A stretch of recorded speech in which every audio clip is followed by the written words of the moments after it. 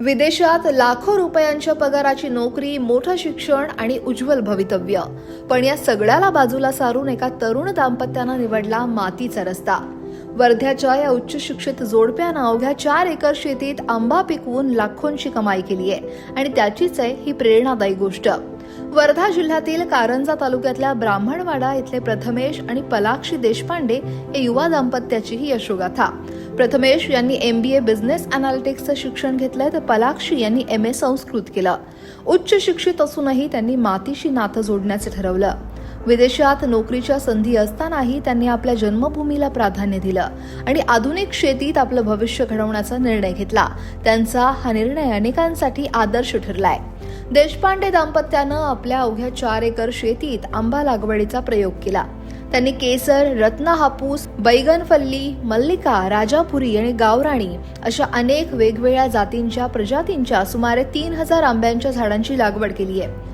ही फक्त आंब्याची शेती नाही, तर हे त्यांच्या कष्टाचं आणि दूरदृष्टीचं एक अनोखं उदाहरण आहे. स्वतः शेतात राबून त्यांनी फक्त स्वतःच यश नाही मिळवलं, तर अनेक स्थानिकांना रोजगाराची संधीही उपलब्ध करून दिली. या दाम्पत्याची शेती पूर्णपणे अत्याधुनिक तंत्रज्ञानावर आधारित आहे. शेतातील ठिबक सिंचन व्यवस्था ते चक्क आपल्या मोबाईलवरून नियंत्रित करतात. कोणत्या भागात किती पाणी द्यायचं याची ते निवड थेट मोबाईलवरून करतात. यामुळे पाण्याची मोठ्या प्रमाणात बचत होते आणि उत्पादनातही लक्षणीय वाढ होतीये. आधुनिक तंत्रज्ञानाचा प्रभावी वापर केल्यास कमी जागेतही अधिक उत्पादन कसं घेता येतं हे त्यांनी आपल्या कामातून दाखवून दिलं आणि हाच तर आहे आधुनिक शेतीचा खरा मंत्र. या दाम्पत्याला काही अडचणींचा सामनाही करावा लागतोय. त्यांची शेती बोर व्याघ्र प्रकल्पाच्या बफर झोनमध्ये असल्यामुळे पोपट पक्ष्यांमुळे आंब्याचं नुकसान होत आहे.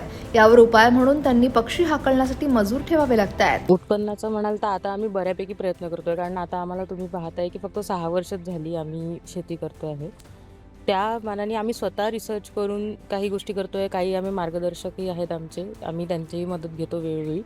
पण आता आम्ही पिकवून तर घेतलं, पण विकायचं कुठे आणि कसं हा आमच्यासमोर मोठा प्रश्न असतो. कारण एवढं जेव्हा तुम्ही प्रोडक्शन पाहता तेव्हा आपल्यालाही एक धास्ती येते की आपण एवढं काढून तर घेतलं, पण विकायचं कसं? कारण शेवटी आमचं पोट याच्यावरच आहे. आमची जी काही वर्षभराची मेहनत असते, जे आपण म्हणतो की मुलांची सगळी वर्षभराची मेहनत त्यांच्या शेवटच्या परीक्षेत दिसते, तर ही आमची शेवटी परीक्षाच आहे. याचा रिझल्ट म्हणजे जेव्हा आमची विक्री होईल आणि जेव्हा आम्हाला उत्पन्न होईल तो आमचा रिझल्ट आहे. तर माझं एवढंच म्हणणं आहे की सरकारने एक आम्हाला असे प्लॅटफॉर्म अवेलेबल करून द्यायला पाहिजे. जसं बाजारपेठ म्हणा, किंवा एक आम्हाला थोडी हमी द्यायला पाहिजे की तुम्ही एक पर्टिक्युलर क्वालिटीचा माल तुम्ही बनवता आहे, तर आम्ही शुअरिटी देतो की आम्ही तुमच्या मालाला योग्य किंमत मिळवून देऊ. प्लस अजून आम्हाला जर प्रोडक्शन तुमचं चांगलं होतं आहे तर त्यासाठी आम्ही तुम्हाला फॅसिलिटीज देऊ, ज्या काही सरकारकडनं होऊ शकतात. आता जसं आम्ही सांगितलं की पोपटांचा आम्हाला त्रास आहे, तर आता पुष्कळ नेट्स, मँगो नेट वगैरे येतात, तर ह्याच्यासाठी थोडं सरकारने भर दिला पाहिजे या गोष्टींवर. दरवर्षी 20 ते 25 लाख रुपयांचं उत्पादन अपेक्षित असतानाही त्यांना योग्य बाजारभाव मिळत नसल्याची खंत देशपांडे दाम्पत्यांनी व्यक्त केली आहे. आता माझ्याकडे आंबा हा विक्रेल 2024 पासून मी स्वतःहून विकून राहिलो आहे. त्यापासून त्यावेळेला तेवढा आजपर्यंत आमच्याकडे उत्पन्न नव्हतं. पण आता काय होतं, डे बाय डे म्हणजे वर्षानुवर्ष याचं उत्पन्न वाढत चाललं आहे. जो आता ह्या 5 वर्षातला सर्वात मोठं जो आंबा आला आहे तो या वर्षी आला. जवळपास 15 ते 20 टनाचा आमच्याकडे आंबा आहे. त्याचं जवळपास आज व्हॅल्युएशन करतो म्हटलं की जवळपास 20 ते 25 लाखाचा हा बगीचा आहे.